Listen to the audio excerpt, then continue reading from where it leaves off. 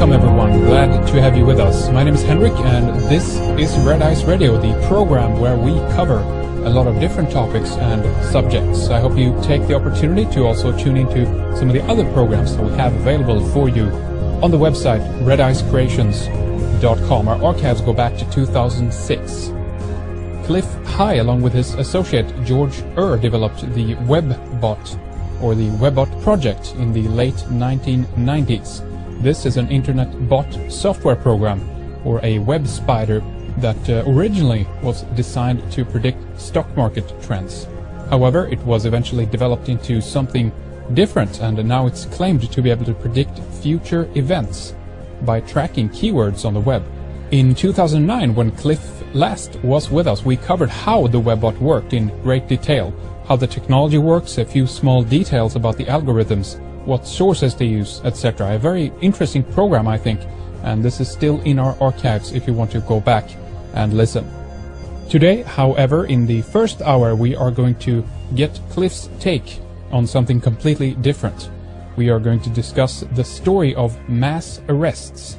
If you have been following this, you'll know that author and speaker David Wilcock have been talking with a whistleblower, an alleged insider by the name of Drake, about the US military and the top military brass in the Pentagon and their secret plans to arrest people in high places, corrupt politicians, bankers, etc. Basically, all those who have been subjecting people to financial tyranny.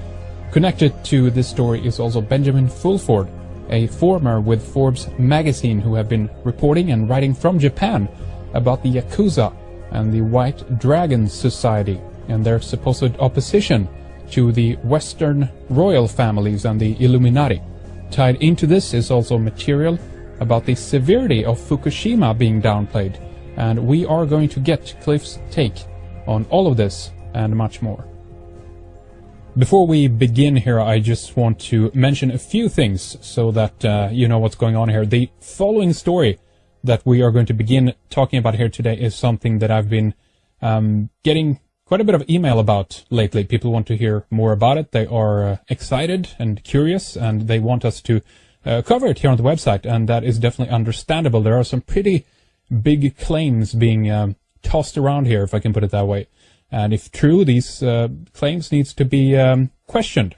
We need to raise some issues and some points around these claims in order to try to understand them better, I guess that's what I'm saying. But I want to be clear in the beginning that we have now tried several times to get David Wilcock back on the program to give us his take on things. We've tried at 4 different times with one of his contact people, or maybe just the one contact person. I'm uncertain about that, but sure, I mean, that's fine. He's busy, we're busy. It doesn't always work out to connect and get together and do a show about it. So although we want to, have him on here first to talk about it, it hasn't panned out this way. We've also tried to contact Benjamin Fulford many times now without any success so far, to also get his take on things, to give him an opportunity if he's interested in doing so, in sharing his story with our audience here. So we do want to cover it and we do want to talk about it. So today we are going to do that, but we are going to cover it from a different perspective, a different point of view, one that is more critical of the claims made both by Benjamin Fulford, David Wilcock, and Drake, the so-called whistleblower. I wish we could have done this chronologically, if you will, start from the beginning and up, but it didn't work out this way this time. So anyway, we have Clif with us on the line to talk about this and to give us his point of view on this very interesting and important and somewhat complicated story.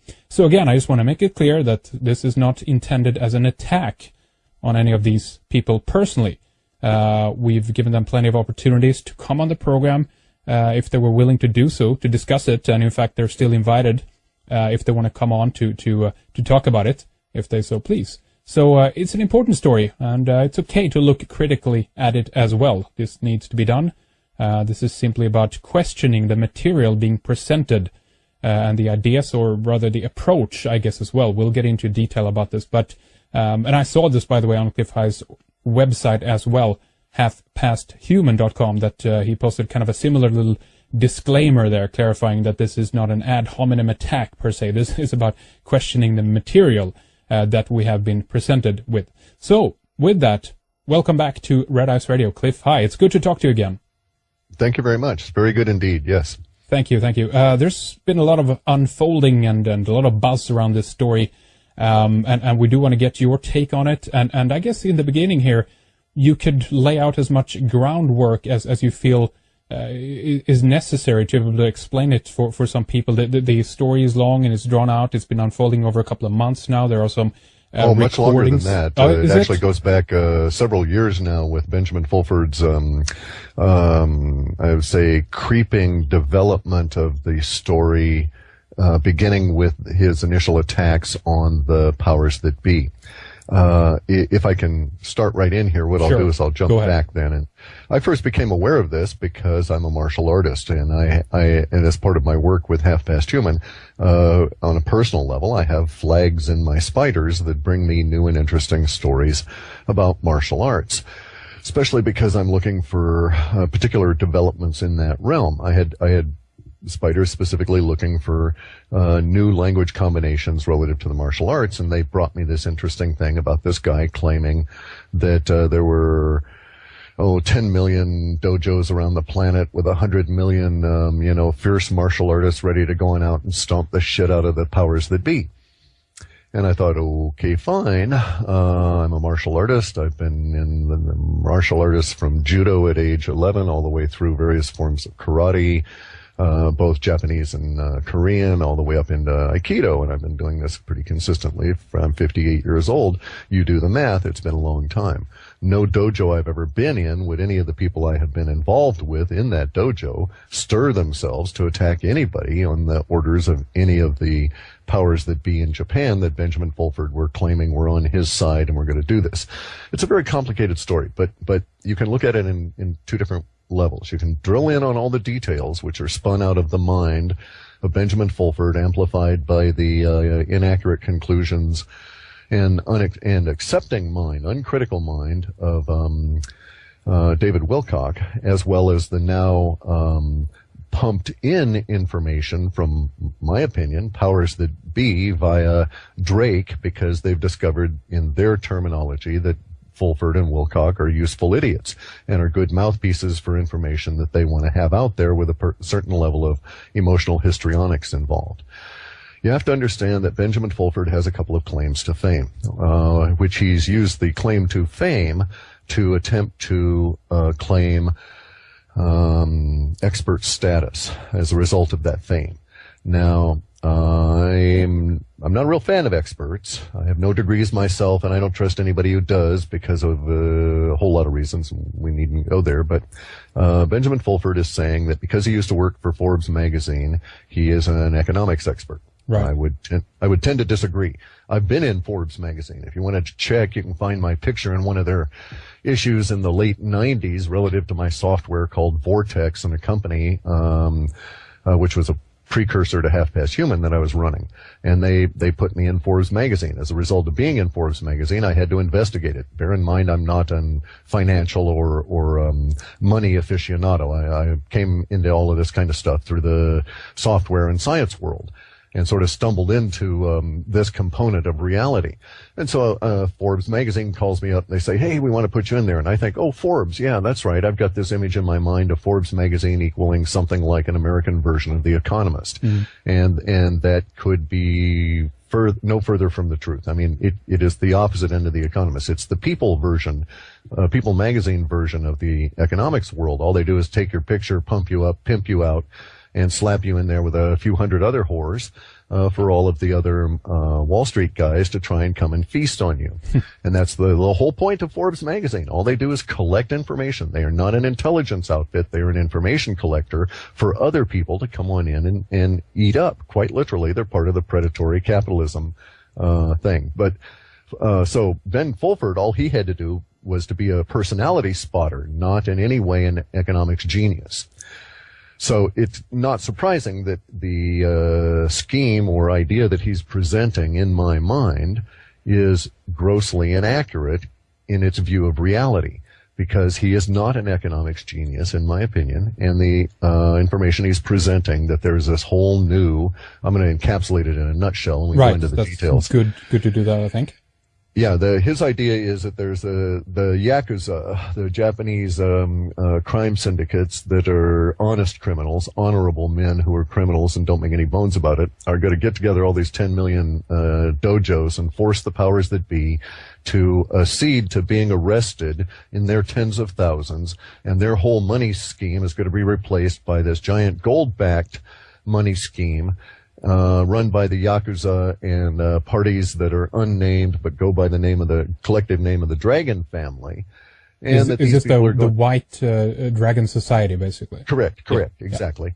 Many names in this thing. And again, I'm encapsulating and boiling it down to a thick syrupy mass, and we can get into the details later, because my point is the details are actually immaterial. They do not matter because the whole thing is fictional.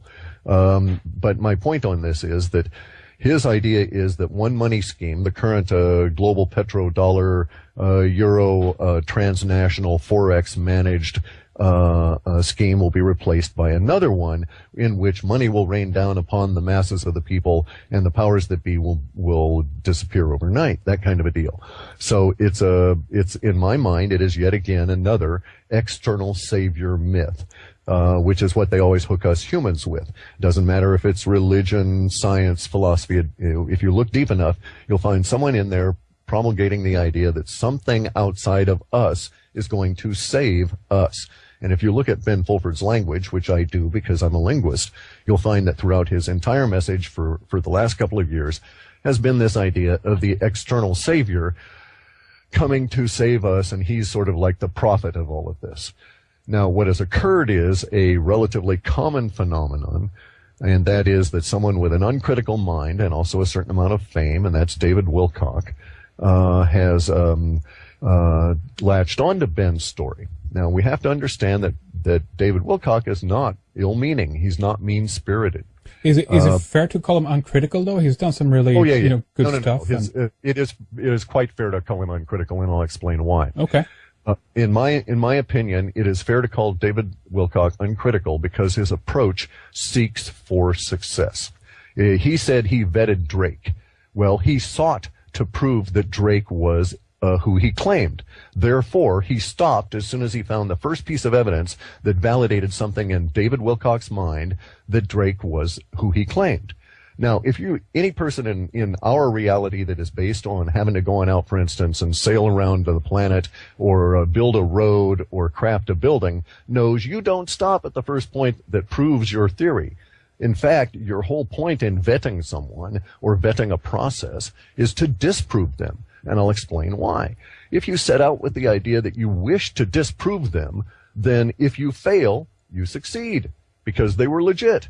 But if you succeed, you succeed because you've proven that they were a fraud, or that your theory was fake, or it was a invalid way to approach reality. Mm-hmm. This is, in my opinion, the approach of a rational being in our reality. You set out with the idea of saying, I can't trust this.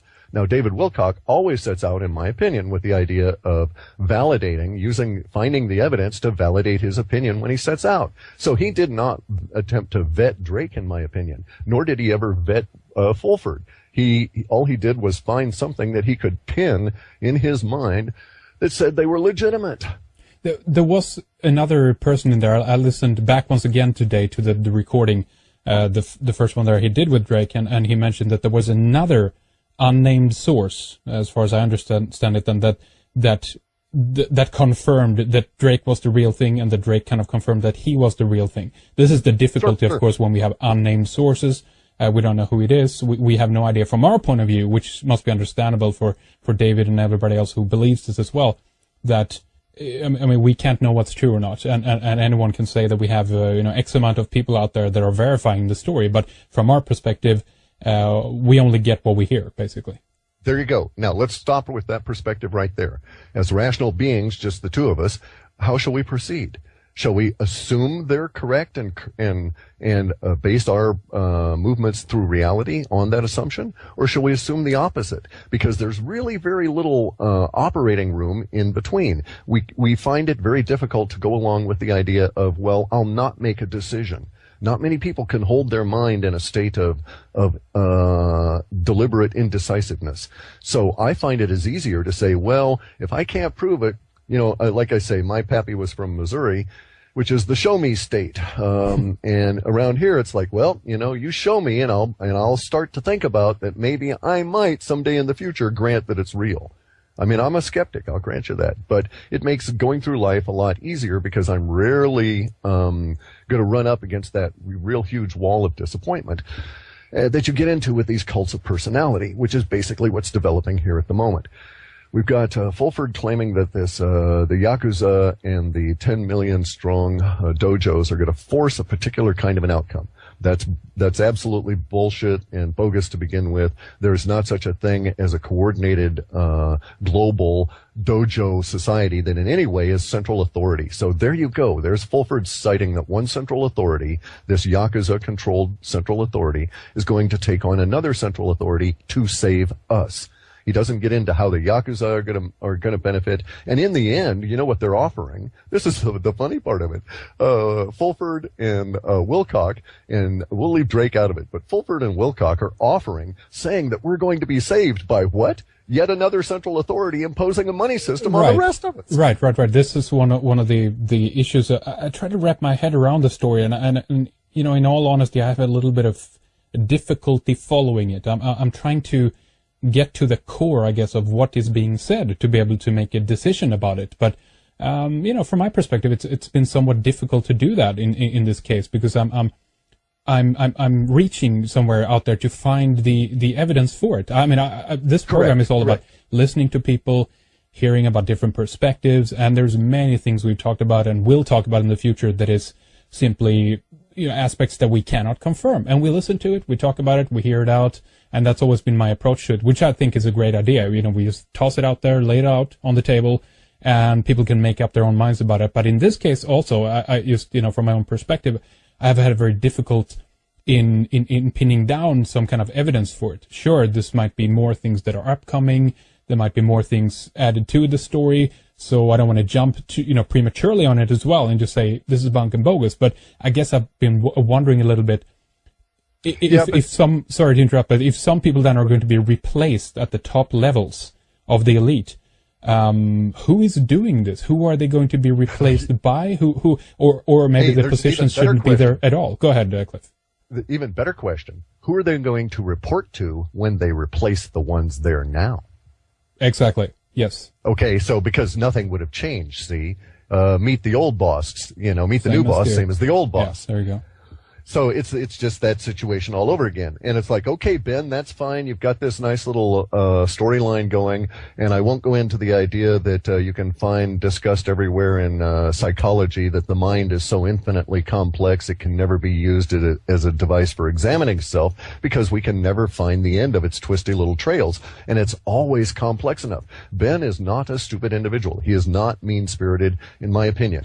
I don't know what his issues are or where he's going with this, or why he's being driven to pursue it. I think I kind of understand what happened to David Wilcock and how he got caught up in it. The Drake person is I think he's a tool in a lot of the different meanings of that. And he's welcome to call me up and dispute any of those if he wishes. And he's also welcome, if he wants to, come on in and be a mean bastard, and we can get physical about it if he thinks I'm insulting him. But I don't find his participation in this to be benign. I'm a linguist, and that's how I'm coming at it, is from the language that is expressed. Right. I could go through and detail all of this and explain it all out to you, but I'm just giving you an encapsulation on it, so we can get a little further. The idea that they are expressing, though, at its core, repeatedly, no matter what evidence may be propped up or proffered, in the future, remember, their idea is that one corrupt system will be replaced with another corrupt system. And bear in mind that the people that Fulford is holding up as his examples of the shining light of everything here are backed by the Yakuza and the White Dragon Society, both of whom are criminal organizations. Now, I grant you, personally, as a decrepit old bald bastard here in the Northwest, I've got no problem with the Yakuza. From my viewpoint, they're honorable individuals in this reality. Same thing with Tong members. They have they make no bones about their formula and basis for reality. They are not attempting to in any way trick you duplicitously the way the powers that be are, who are criminals as well. So I can see a certain level of logic in it, the anti-hero approach, right? Mm-hmm. But nonetheless, the whole point of it all is one corrupt system replacing another. So even if Ben Fulford is accurate 100%, and I'm absolutely inaccurate, I'm not going to buy into their system any more than I'm buying into the current one. Well, exactly. That's, I guess, also my point of issue here is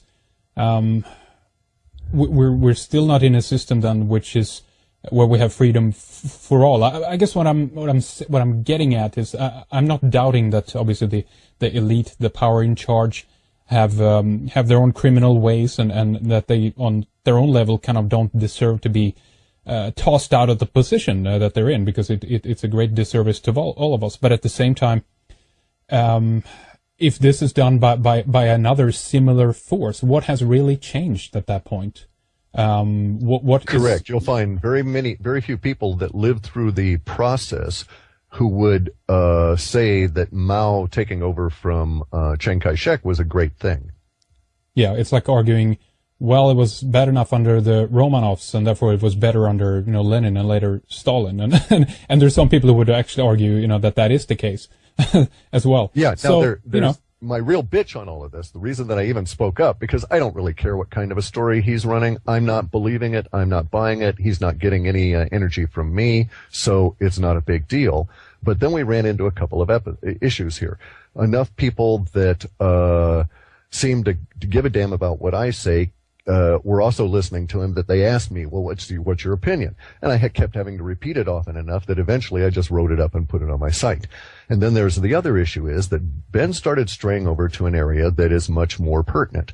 Now, bear in mind that Ben's savior myth, the external savior from the Yakuza and the White Dragon Tong, is someday in the future, okay? There's never a date given. It's just someday. All of it's very vague as to when it's going to occur. It's all happening now, but yet it's not actually materializing. And it's a big planet, so it'll take a long time for it to affect any of us. But at the same time, now he started to say things that like, oh, hey, the whole radiation thing from Fukushima is bogus, and that it's all because the people at TEPCO and the Japanese ministers and everybody are all in the pay of the cabal that we want to replace, that they're out there spewing their even the minuscule amount of information that they're actually putting out. Mm. Okay, and so now he's entering into an area in which he's impacting my reality, because I live here with my Geiger counter, my nuclear disintegration meter that reads gamma, beta, and alpha, and I take readings at least twice a day. And I know the reality of the 800 bar and the 600 bar millistream or millibar jet streams, and the flow from Japan over this way. And I know the reality of the radioactivity in the fish. I've got a lot of friends of mine all up and down the coast here, all the way up north into Alaska, all the way down south into California, all coastal guys. And we're seeing all kinds of strange things in the animals. The planet around us is changing. In that sense, I'm pretty much more of a tribal guy. I live out in the woods here, right? And so I'm very much attuned to my big veggies all around me, my giant 180-foot trees, and I get along well, and things are not right in our planet. Mm-hmm. And Ben Fulford is saying just the opposite. In fact, if we believed what he was saying, he's saying I'm a liar.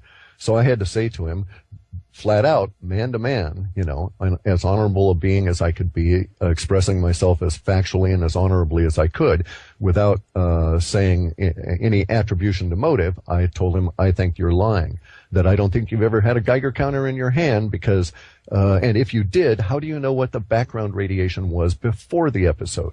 I can tell you now that I bought my first Geiger counter in the year 2003, and I was so fascinated with it that I just left it on for months and went through battery after battery after battery and kept a log of everything I heard. So I knew my background radiation running continuously through 2003, 2004, and 2005 when I got involved with other items. And I know now that we're at levels that are hundreds of times that daily. So I know what's going on, and Ben Fulford is going to get people killed with that attitude. So I don't care if he gets himself killed. If he wants to live in denial where he's at and what's going on with the radiation in Japan, that is his business.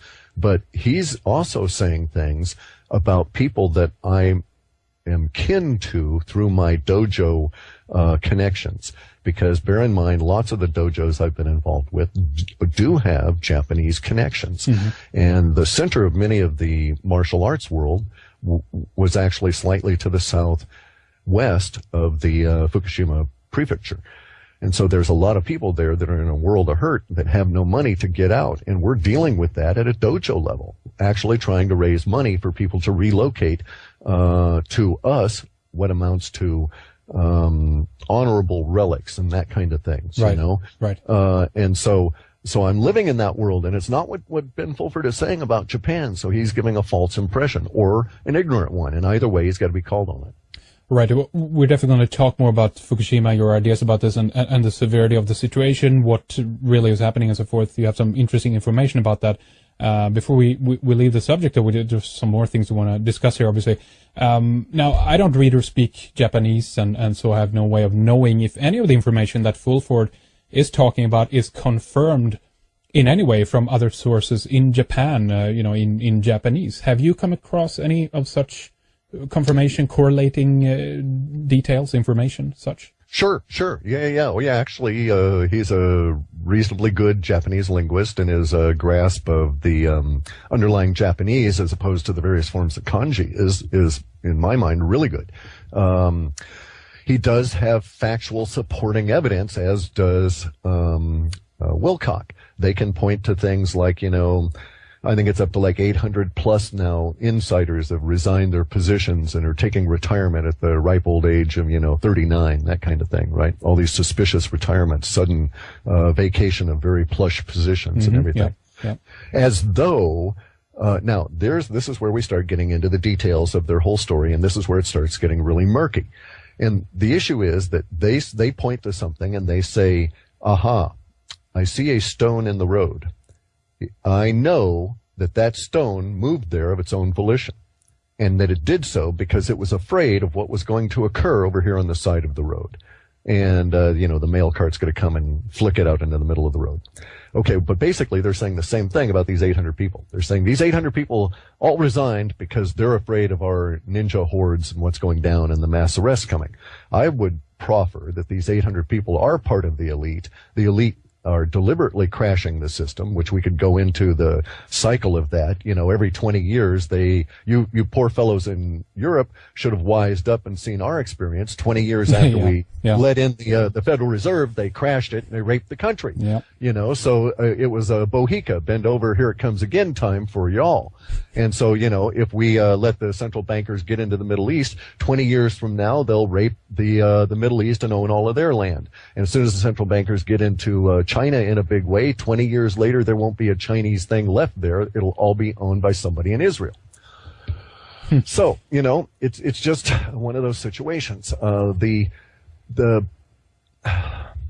economic structure that is being proffered to us, especially by on either side, by Ben or by the powers that be, are all basically unsustainable. Now, what I find interesting about the whole problem with Ben Fulford and the other part of that stew is the offers of money for everybody, free. He's actually used terms like, money would rain down on Europe. Yes, and it would solve the Greek problem. And what they fail to understand is the basic underlying principle that we all operate on. And by the way, they have factual information. There are trillions of dollars of bonds, U.S. Federal Reserve bonds, supposedly secured by gold that were indeed legitimate. This is the same scam that hit Germany in the 20s, though. okay, when their central bank crashed them. There were all these bonds that were suddenly appearing that were people were trying to crash or cash.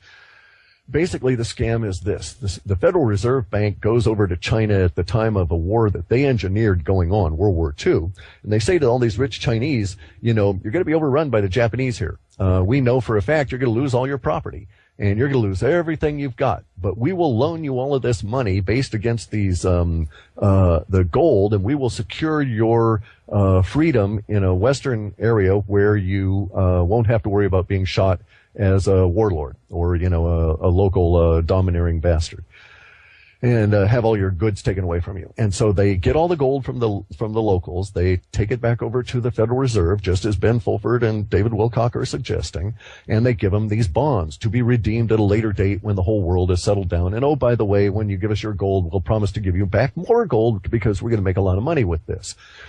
And that itself is a scam. What everybody fails to recognize is, okay, let's stop and state that Ben Fulford at one point is actually saying that the Federal Reserve is an honorable institution, which is bullshit, because Ben Fulford and David Wilcock are saying that the Federal Reserve stashed this gold. What they don't understand is that there are people that do assays of the various minerals on the planet, and they can tell you down to basically the tonnage level as to what percentage of the crust is this mineral at this point on our planet's developmental history. Now, I maintain, as an aside here, that the expansion of the planet changes those ratios dramatically, and we're in one of those periods right now. Mm-hmm. But nonetheless, the premise is that Ben Fulford and David Wilcock think that all the gold that the Federal Reserve stole from all the Asians in World War II, especially the gold stolen out of the Philippines, is stashed somewhere in big caves. And they're willing to listen to anybody that says that they've been in those big caves and they've seen these caves, because they want to believe it. The real fact of the matter is the Federal Reserve had that gold. It did issue those bonds. And what it did was it sold that gold as soon as it got its greedy little hands on it. And then later on, it conned somebody else that it sold that gold to out of that gold and sold it all over again. And that's part of how it works. That's the whole banking scam. And if you'll note, there's a specific level of tonnage of gold on the planet, and all it does is change hands.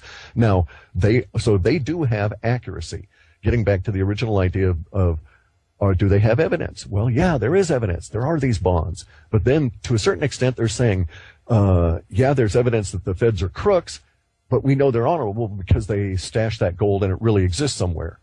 And that's where it all breaks down. Those bonds will never be honored, just the way they were never honored in the 1920s. And you can actually find a lot of economists that will argue that it was the phony bond surfacing that triggered the hyperinflation and the crash of that economy, just as we are having right now. Very curious. I want to talk more about the idea that the system is being crashed intentionally. This is very interesting.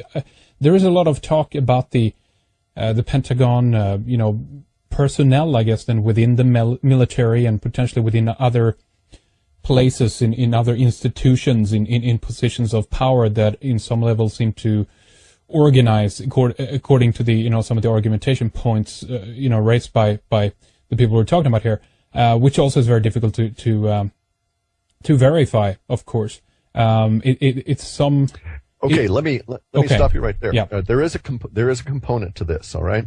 And I'll be a stand-up guy, and I'll reveal a lot of stuff about myself that I would really rather not. But to be fair, Fulford puts his face on YouTube, and I'm not willing to do that. So I'll put a bit of my history out there.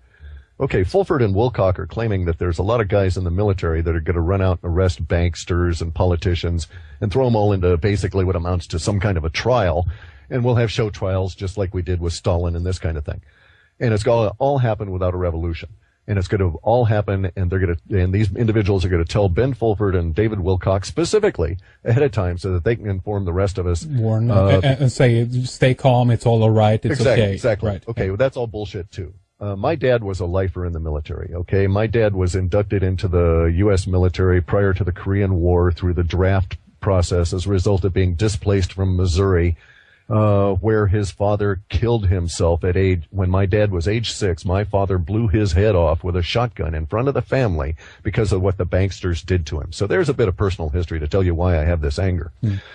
Okay, now my dad, later on in life, was displaced yet again because of banksterism and goes into the Korean War.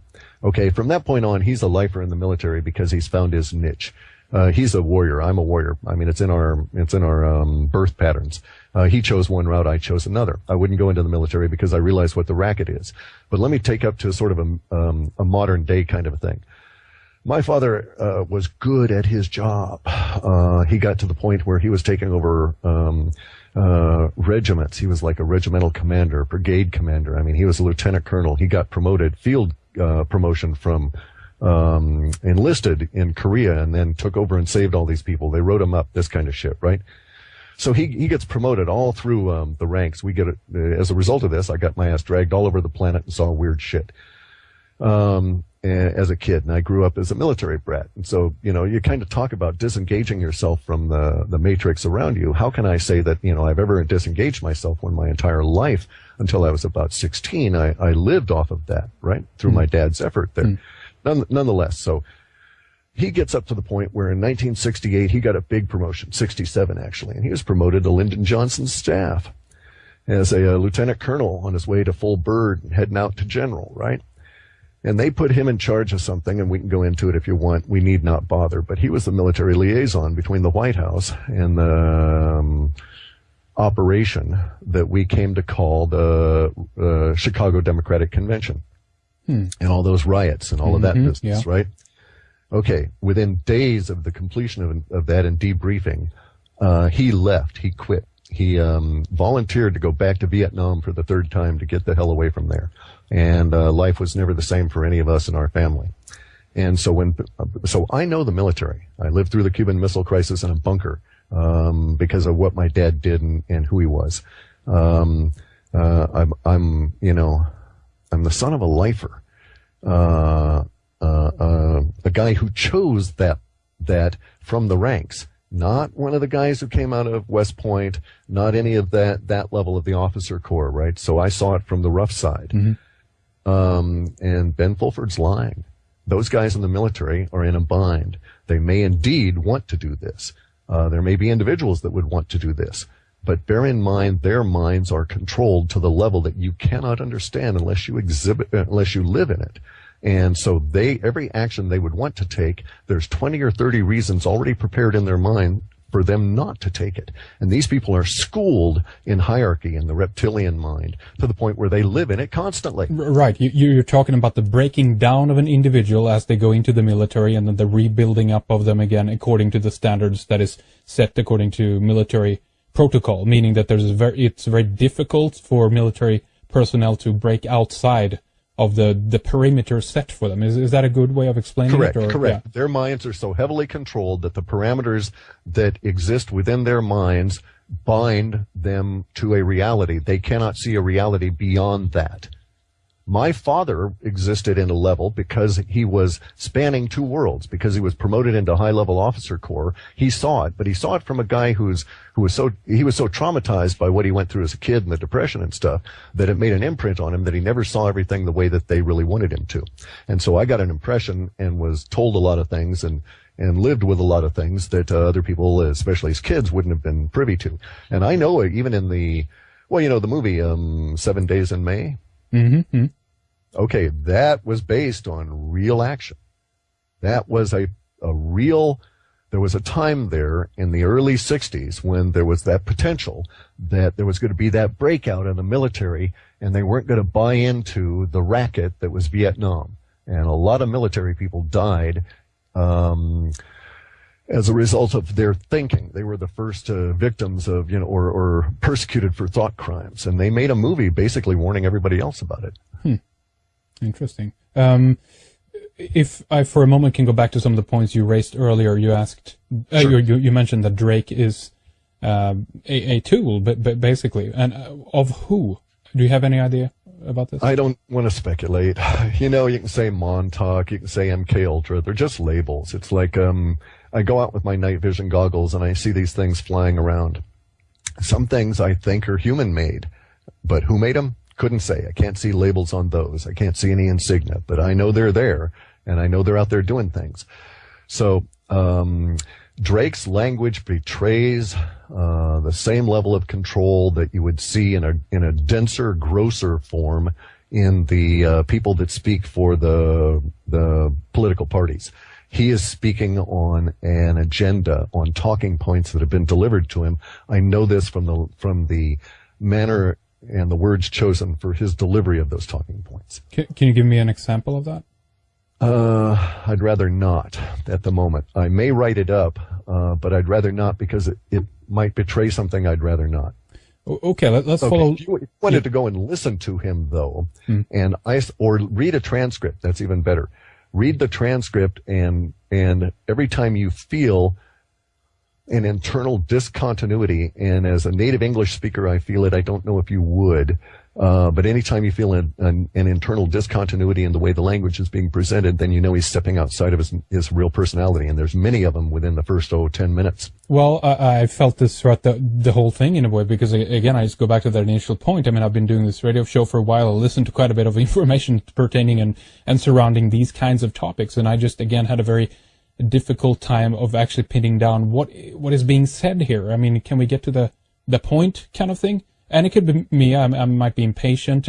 Maybe not be 100% fair there or something. But that's just my initial feeling of what I got from it. That I tried to just wrap my head around it, I guess. But it was very elusive and difficult. But again, as I said before, I want to be fair about this, and there might be more stuff coming up about this, and I'm definitely willing to listen to it. My mind is opened, but not to the point that my brain falls out, that I've said before. So, I'm critical about what I hear. I just don't adopt it into my belief system and immediately, run with it, if you know what I mean. So. Sure. And that actually, the skeptic, have you ever read, what's her name? Pamela Meyer's book on lie spotting? No, I do not recognize that. No. Oh, she's really good. If you ever get a chance to interview her too, she's tremendous. She gives you all kinds of clues to guard yourself against deception, and tells you why, and why reality is so filled with deception, and why it's such a bitch, and why we deceive ourselves constantly, and this sort of thing. So, having read her material a long time back, having been involved with people that were con artists and seen how it all works and this kind of thing, you get to the point where you realize certain personality types are easy marks. This is why they're identified as, useful idiots in the military or the intelligence realm, right? And so David Wilcock, he's been pegged. They can feed him virtually anything, and if they feed him quasi-supporting evidence, he'll come to the appropriate conclusion that he thinks he actually concluded. That's the beauty of it, see, is that they show you a structure, and they never call it a barn. And they show you the paint and the wood and all of this, and they want you to come to the conclusion that it's a barn, and they let you come to that conclusion, and that's exactly what has happened here. And so these people have made certain conclusions that they then have such an intense emotional conviction of that they can sell it.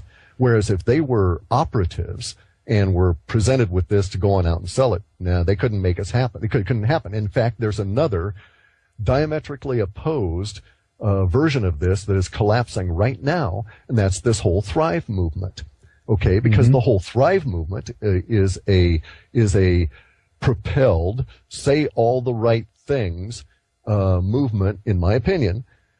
Not, I'm just saying this is my opinion from looking at the language. Okay. They're saying all the right words, and yet there's absolutely no emotional conviction in it at all, and it's crashing, and it's not taking any kind of weight because the people behind it they don't buy it. They don't believe it. They're not able to sell it. It's a collective work. It is not a point of individual passion. And you need that individual passion anymore to be able to sell things these days, because people don't buy the idea of collective works anymore because of the nature of the change of individuals ever since the internet came on, and that's a whole other discussion.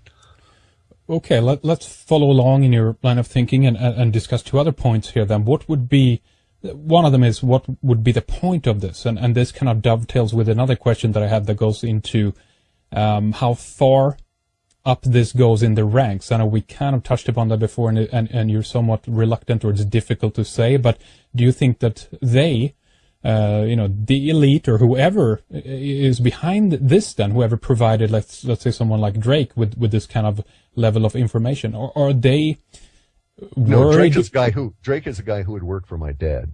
He would have been a guy that would have been working for my dad, no question. So somebody like my dad, a lieutenant colonel, maybe a full bird, told Drake what to say. All right. Okay. It's on that level as far as we know, but that order could have been given from further up as well that we don't know.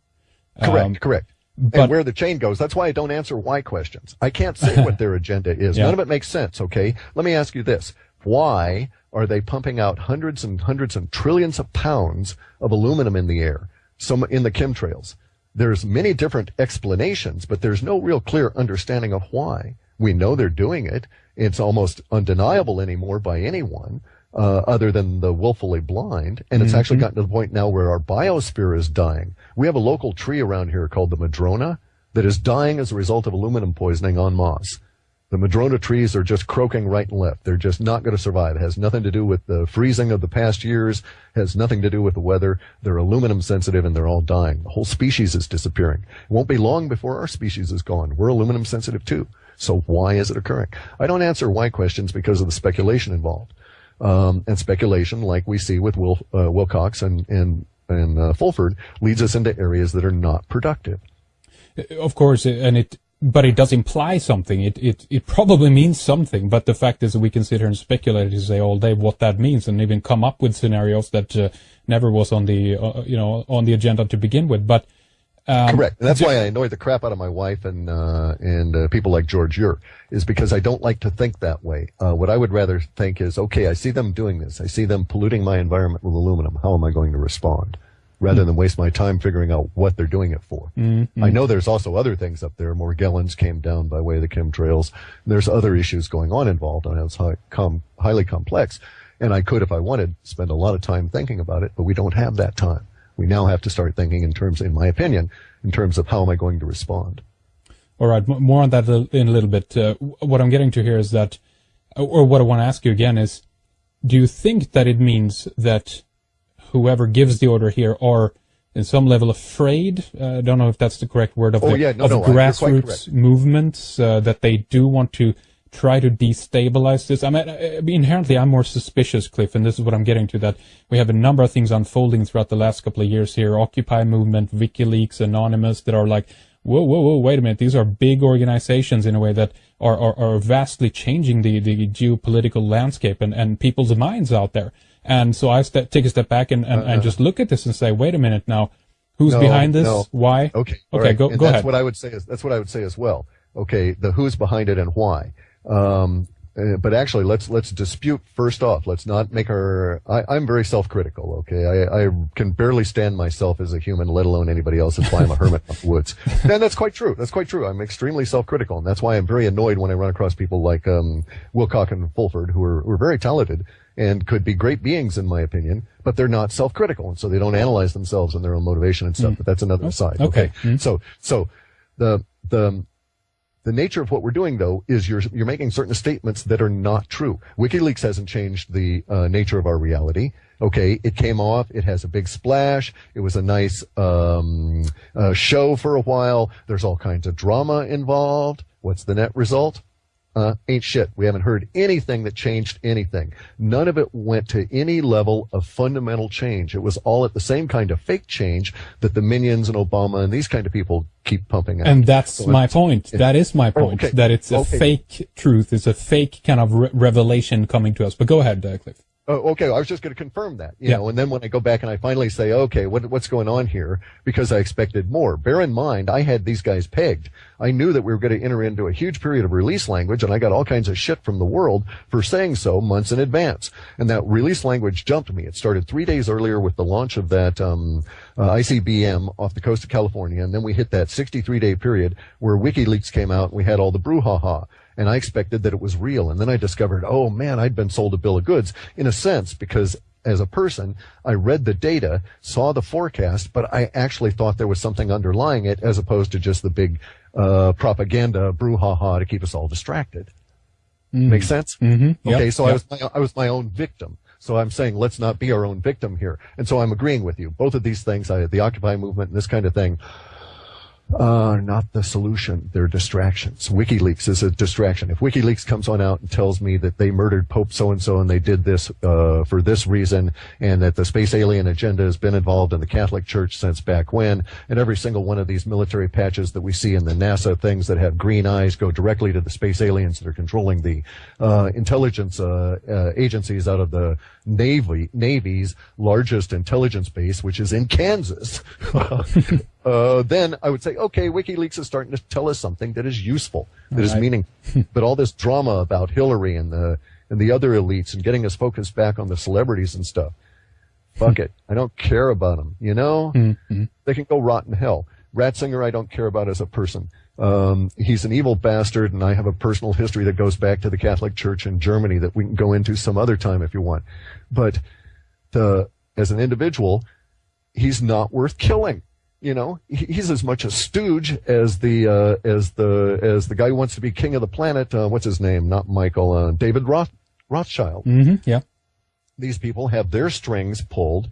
I used to, when I was still working software in the 90s there, and I was all wrapped up in my projects and stuff, I got really irritated because it looked like the bastards in the political realm. This was when I didn't really grasp what was going on, bear in mind, okay? I was still fascinated by my mind's ability to invent things and was just pursuing that. And so I kept stumbling across this stuff, and for a while I was really pissed at George Bush and all these guys, right? And because they were taken in, they were going to kill my people, my friends, the people I grew up with in the military, my cousins. We lost more men in my family in Vietnam than, I'm one of the very few that are left. I'm a survivor in that sense, but I'm the remnant of the DNA line because so many of us got killed off. And so I have this personal thing about these individuals being thrown into harm's way when they are just brilliant, creative people that can go on out and we could fix the damn planet if we weren't focused on killing somebody on the other part of it. And so I got really irritated at George Bush. But George Bush, I actually went to the trouble of investigating it. And this poor twisted being, was shoved around and maligned and maimed by the satanic bastards that are his parents. And, Right. So we are a gigantic planet. We are a dysfunctional family. And we need to face this at a personal level. So my heroes now are like, my personal hero is like Michael Tsarian, because he's grasped at least the central core of this. Now, I can't let go, and I'm a failed individual in many levels, so I'll never be as good as he is. But he grasped the only thing you can really hold is your consciousness. The only thing you can do to save the planet is to mold your consciousness on a daily basis, continuously. Right. David Icke grasps this as well.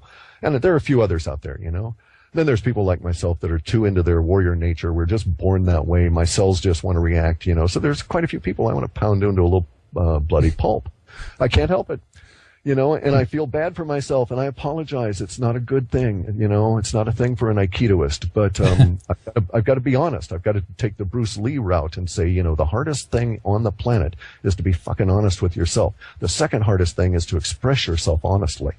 And so I've got to say I've got that in me. And so I live out in the woods, and I deal with that because I am not someone that you would put into a situation. And so, I will do things. I will withdraw when I know that my contentiousness is not going to aid it.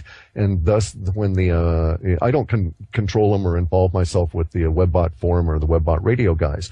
Those things sprung up on their own. They interviewed the Thrive people. They asked me to participate.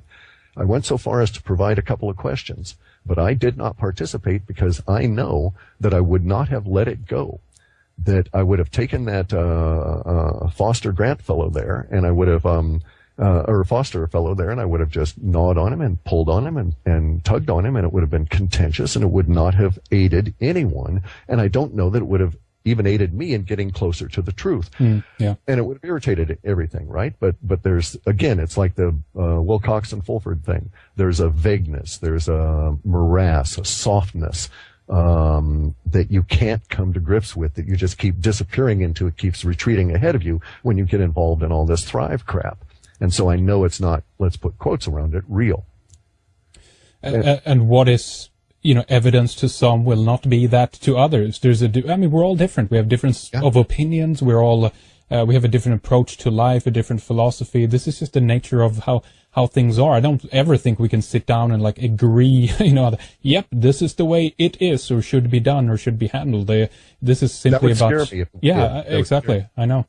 Because then I know we'd be absolute mind-controlled Borg slaves under a central authority. What I really like is contention, aggravation, release language, all kinds of crap happening all the time everywhere, such that nobody really has a handle on it. So I know that the political parties, they're criminal gangs being run by a guy at the top that says you all do this, And the media, let's call them what they are. They're propaganda whores, That's right. And boy, they get rewarded really well. It's like, okay, Wolf, you and the guys over at Fox News and stuff, enjoy yourselves. I don't want to be dark and foreboding and stuff, but you're not real individuals, and you will discover this when you die, and it's just not a good thing. And there's, you have all of these, if you want to get really bizarre about it, you have all these religions out there and spirituality approaches that say, do this, do that, and do this and everything. What's their whole point? Well, they're all talking about this point of transition that we all call death.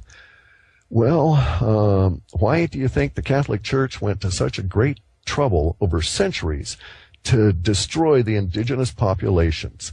They didn't really care about the indigenous populations. They want them as slaves. They wanted to preserve them. But what they had to destroy was the knowledge and the processes that were involved in the shamanic traditions. Yep. And from my viewpoint, from a personal viewpoint, I'm like an internet shaman, okay? I've gone that route. I've gone the psychedelic route. I've gone the meditation route. I've seen that shit. And you can believe me or not, does not matter. I can say the words and just grin, and you can see my smiling face here as I say them to you, that, I've seen the other side. I've seen the bardo. From this perspective, I have seen the bardo. And you bastards are not going to like what you're going to find there when you suddenly look around and see that huge mass of karma you're dragging, And people have come back. I'll tell you, people have come back from the dead and talked to me in that position when they're in those 49 days of the bardo. And they've told me about it. And there's no words involved, and you can't get into it in a word way. But again, fear goes away if you're an honorable being here. So in many regards, the Yakuza that Ben Fulford holds up, those individuals that are murderers and killers and so forth that are working out their own twisted karma, they will have far less of time in the 49 days in the bardo than Wolf Blitzer and Hannity and George Bush and these other bastards. I feel for them. It's an individual journey, a path that the self must walk and discover, and anything is possible in the beyond, I think, in that way. And I think what this will be or mean to different people will be different depending on how we've lived our lives and what we try to do and how we try to better ourselves or not, to go against the grain, as it were. But let me just go back a little bit more here. We're going over a little bit on the hour, and that's fine. We need to talk about some more things here before we finish up on the first segment here. But let's go back to the resignations thing. That people are laid off, people are fired and such. Murdoch's empire is partially taken down. Strauss-Kahn is hanged out to dry. Lehman Brothers goes down. Is this consolidation of power, do you think, that we're seeing in the world right now? There's certain trends there that you're correct. There's a certain coagulation to a thick syrupy mass as you move into the Depression. That occurred in the 30s and occurred in 1890. It occurred in 1861. So yeah, that does happen. However, what we're also seeing here is the Fulford and Wilcock pointing to an aggregation and saying that all of this aggregation occurred for a single point of a view that they have. So, for instance, there were a lot of these resignations, the 800 and something, that occurred last year, early last year, and some that occurred for personal reasons, some that occurred for reasons people being arrested. So, a lot of them are not of a central motivation. However, there are enough central motivation resignations and other strange things going on with the elite, some of which have been tagged by Wilcock and Fulford for their evidence, that I grant you there's a wave of change going on out there that they have at least had the perception to see.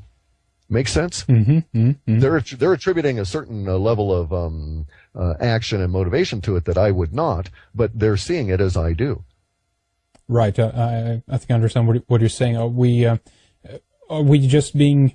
There's this idea of I heard Wilcock mention that there is a lot of people out there just spreading fear, and I guess from his point of view, maybe he's trying to inject some level of positivity as well into all of this. I mean, are we just being pessimistic for not believing what we're being told here? What's your take on that? I don't know. I don't live in that world. I live in a world with what we could say is righteous or real suffering. Where beings die, where they get sick, where they spend 10 years dying. So I live in a world of suffering. So the idea that, the birds are going to sing and the sun's going to come out in perpetuity, the chemtrails are going to stop and free pie for everyone. No, I don't buy it. Anybody's telling me that has got something to sell. My dad had this saying once. Let me see if I can recall it. He said, life is shit. Anybody telling you different is trying to sell you something. And he's correct. Now, admittedly, that was after his, third tour in Nam, and he'd seen some stuff he'd rather not, but he's quite correct at that. There is deserved suffering, right? I get a saw blade through my leg, I must suffer the consequence of that act. There is no instant cure for that. You just got to go through it. So I don't live with that kind of mind, and I cannot reconcile myself to that view. And I actually won't have it. Just as I won't have in my presence, I won't have the crap from the TV. It's bullshit. It's as much a lie as the Fulford shit.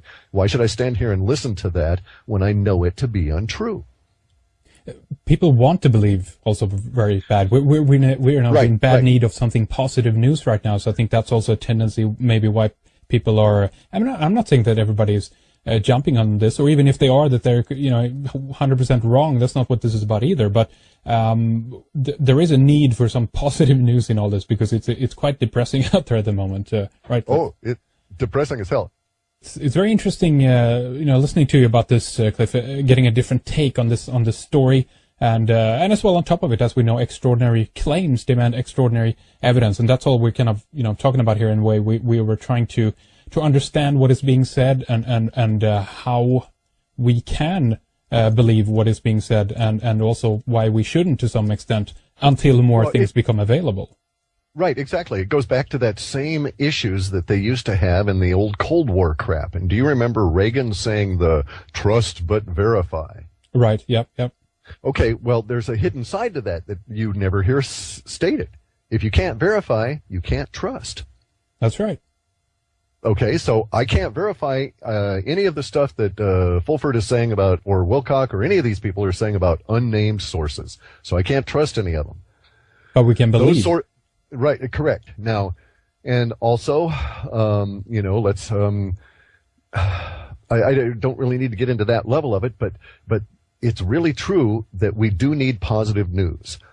That we are in a huge level of very depressing facts coming to light simply because of the huge amount of the internet, and the fact that you have a disparate level of awakening people, a growing number of awakening people that will find different parts of the awakening process to be intriguing to them, so they'll root out different things that the rest of us haven't seen, and they'll bring it to our attention, and the whole thing seems just huge and giant and overwhelming.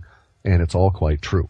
And it is huge and giant and overwhelming. And I have found very little positive coming out in the way of the individual facts, but I have discovered that to a certain extent you get to the stage where you realize that you're faced with your own duality. Again, we go back to like the Michael Tessarian, your own grasp of your own consciousness. This is the only thing you can control, is your attitude, your response. And even that, you have to acknowledge the biology controls you, the sun controls you, the moon controls you. All of these things exert influence on your consciousness. If you're not cognizant of that, you are not cognizant. So if you're making decisions on a particular day and you're not aware that there's a full moon that day, you are not an aware individual making aware, competent decisions. And so if you get to that point, then you realize, maybe, just maybe, there's a possibility that the universe is indeed unfolding as it should. And that my task is to reconcile myself to a level of acceptance as opposed to flogging it to death. Okay? Yeah. And this is a very, very, again, going back to the Bruce Lee thing, because here you come back to honesty at a level that is internal. And this, I would maintain that you could have an honest con man You could have a guy who lies to the world every single syllable he says, but is inherently honest to himself because he doesn't lie to himself, and that would actually be an appropriate response to a planet filled with deception. That wouldn't be an enlightened individual, because the enlightened individual would not fear being honest in the face of all the deception. But we must come to a way of, as you say, reconciling or discriminating to the oppressive mass that is coming out now and will continue to come out. Believe me, we have not even scratched the surface. I know stuff that makes me weep. I'm a 58-year-old guy, and I'm pretty tough, right? And I've been turned into an emotional basket case by the stuff that's coming out about what the Catholic, Anglican churches and their master, the Crown, that is to say the Queen and her husband, have done to the indigenous population just north of me here in British Columbia. And I won't go into the details there, but they closed down some orphanages up there. And the Catholic Church did everybody a huge favor before they closed down the orphanage. They had 20 feet of soil hauled in to cover up the entire grounds of the orphanage, 20 feet thicker. Right. They had layers of cement poured into the basements of those buildings. And they had real good reason to do that. This kind of stuff, this level of knowledge, cannot, in my opinion, you're not all that human if you're not affected by it. And I don't know that I want to know you if you're not affected by it. So we are in an oppressive state, but there is something we can take out of this. And that is that I have not willingly participated in any of this as an individual. I may have willingly, as an individual, participated in the structure that allows such things to exist and continue. But from the point of my discovery of that, I no longer participate. And so I can be honest, and I can have acceptance. I can acknowledge my depression. I can get a certain amount of resolve out of it. And I can seek for what happiness has allowed me in this universe. But I, as an individual, have never assumed, probably because of the tortured nature of my own childhood, that happiness was offered to everyone, or was that everybody deserved it. Or not deserved it, but, that the planet was supposed to deliver it. Makes sense? Mm-hmm. There's a lot of people that are sold that, 1950s around here, in the 60s in the United States. I didn't live here in the United States then, so I wasn't influenced by the TV, but I saw that stuff later as reruns, and it's like, wait a second. They're telling you here that, this whole 1950s structured cube world is basically the same crap that's in the Catholic interpretation of the Bible. And by the way, if anybody really wants to hear what the Bible actually has to say, there's this marvelous guy out there, Mario Biglino, who was paid by the Vatican to translate the Bible from the actual source material. And he translated 23 books of it. And then one day he found out what they were doing with his translation and said, enough, he's not participating, and they canned him. But talk about a linguist. This guy is just beautiful to listen to, even if you don't understand a word of Italian, just the passion in his voice. But he's out on YouTube, and you get a real understanding of what's been going on. Of what's happening here. And we need something, I grant you that. I'm not the person to ask for that, because my role on this planet is not that. I'm more on the dark side.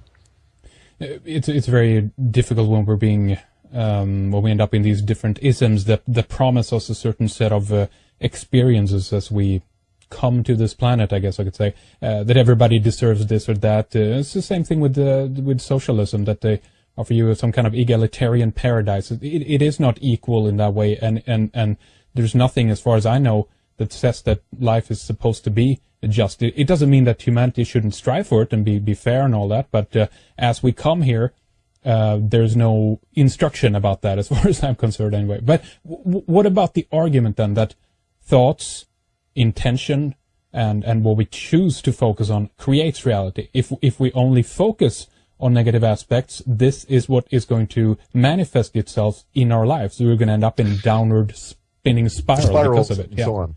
Okay, well, that's true at a very facile surface level. Okay, that's true at the positive thinking produces positive results, law of attraction level. Okay, and I can argue on a energy level why that happens, what happens when the karmans get that intention going on out, and why that has an immediate and facile surface shallow result, and why it fades.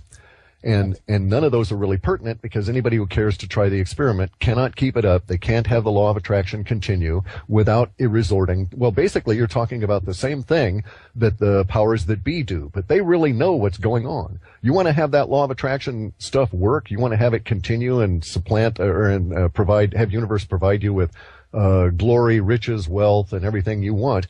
Then you've got to crawl into a dark hole in the middle of the night on a particular spot on the planet.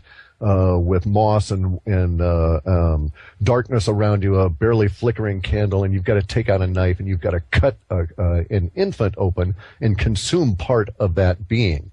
And you've got to do it at a particular time under a particular ritual situation. And most of the people that do that, we call the elite. And they can work it because it's that level of magic. So intent, I could also argue that, okay, that's bullshit on one level because you can't tell me what your next thought is going to be. You can't tell me when you're going to have an aha moment. You're not going to be able to tell me when you're going to be able to have a burst of creativity. Therefore, you're not in control of your own thoughts. And it could be argued that you're merely a standing wave receiver with specific frequencies and tunings so that you will receive specific kinds of thoughts. And so I had the idea to form the series of software programs that led to the creation that George Ure called the web bots. And you didn't because I'm tuned that way and you're not. You had the idea to be a really cool red ice guy because you got that tuning. And the guy 4 desks over from you who may have had close to it is working for you.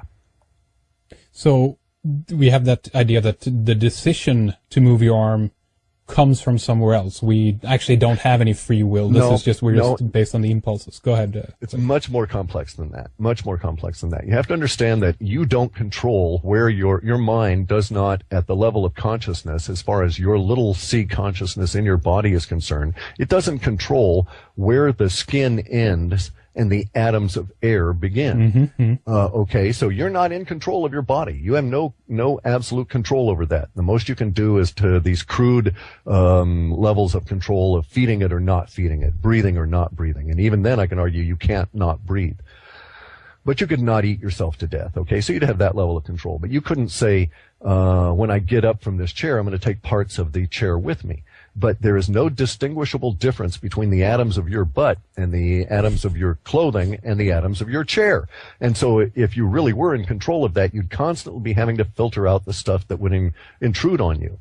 Now, as a shamanic energy being here, I know it's much more complex than that. And I know, for instance, that eczema is a condition of disturbance within the energy body that can be corrected, but arthritis is in fact, at least the kind that I have, non-rheumatoid, but rather what they call inflammatory arthritis, is an invasion from an energy parasite.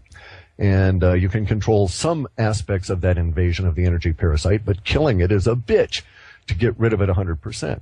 I've actually been able to do things like reduce visible nodules and distortions in my joints caused by this energy parasite and isolate it to a couple of joints, but I've not been able to kill it. But I was able to cure 100% eczema that had existed for 20 years once I caught on to how all this stuff works. Further, I was even able to describe it in such a way that a woman told her 5-year-old daughter, I believe, how to do it, and she was able to cure her own eczema just because she was so innocent. She didn't know better, and so she meditated on it and figured it out and cured it. So the world is not as we are told. The idea that you can decide I'm going to have nothing but positive, harmonious thoughts is bogus. I would defy that. And in fact, such a state of continuous bliss is not life as I would describe it. Life requires necessary suffering, ups and downs, continuous, disharmony, if you will, and struggle. And that's the point of it. Now, you can get into the Buddhist level where they say, well, there's the universal consciousness, the grand universal consciousness, and all the shades of consciousness down to the thick, syrupy mass that is the condensate that is your body. Because your body is also conscious, independent of you. It will keep breathing even if your consciousness is separated from the body under certain circumstances. So drugs only separate your consciousness so far, but I know people that can meditate so much that they can drift away so far that they won't breathe without a minder. And so you've got to get them back to the level of their body. So they have really good consciousness, much greater than the anesthesiologist could deliver. So I'm sorry, I just don't buy it. All right. Yeah, I could do that. I actually have face the choices. Shall I take this path or shall I take the other? And I chose to go to the dark route because of certain things. But I could have done the intention route. I could have done the intentional sacrifice and gone the media propaganda horror route. I've had that offered to me and had it presented. And it wasn't attractive to me, so it was a waste of time for me because of where I am and that kind of thing. But because that was exposed to me and I saw it, I know how that works, and it's dangerous, and people need to be advised of that. It has blowback.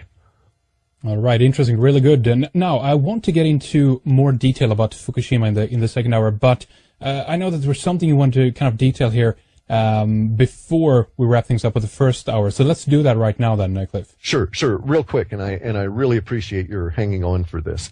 But because we can go into all the reasons I've had troubles with the data and so on later on, but I have 2 points of interest about Fukushima. And let's just say Fukushima and or also other nuclear events. And I have 2 particular dates, and they're July 10th and December 14th. The linguistics that I have for July 10th indicate that we're going to have a big shock, an energetic response, a giant noise on July 10th relative to the nuclear situation. So my mind at this stage is pegging that to Fukushima. There are some indications that Fukushima is involved as well, but I don't have a surety just yet because I'm early in the process. I also, though, do have a temporal echo for whatever occurs on July 10th will either reoccur, be abated, or be controlled on or by very close to December 14th. The word that's associated with the December 14th occurrence is resolution. Not in a good way, though. Mm-hmm. And that's basically because I've been asked, was there anything in the data? I thought I would get it out in this portion of the interview, and I thank you very much for that. Absolutely. Well, we're going to talk more about it, obviously. The website is halfpasthuman.com. Where do people go to find out more about the analysis that you guys are doing there? If you go to the upper right-hand corner, you can see about our processes and practices. They've got a column of various rants and raves and other sorts of articles, some of which you can pick and choose, some of which have good stuff in them, and others I'm just blowing off steam. And then we have our reports, and if you're desperately poor and you're a regular human and you can't afford it, you can always ask us for a report and we'll send it to you for free. But please, everybody needs to bear in mind, we've just discovered how egregiously we've been ripped off by these giant corporations that were circulating tens of thousands of copies of our reports. I won't go into that as well, but so I'm giving them away for free, but if you could not rip us off, it would help everybody's karma.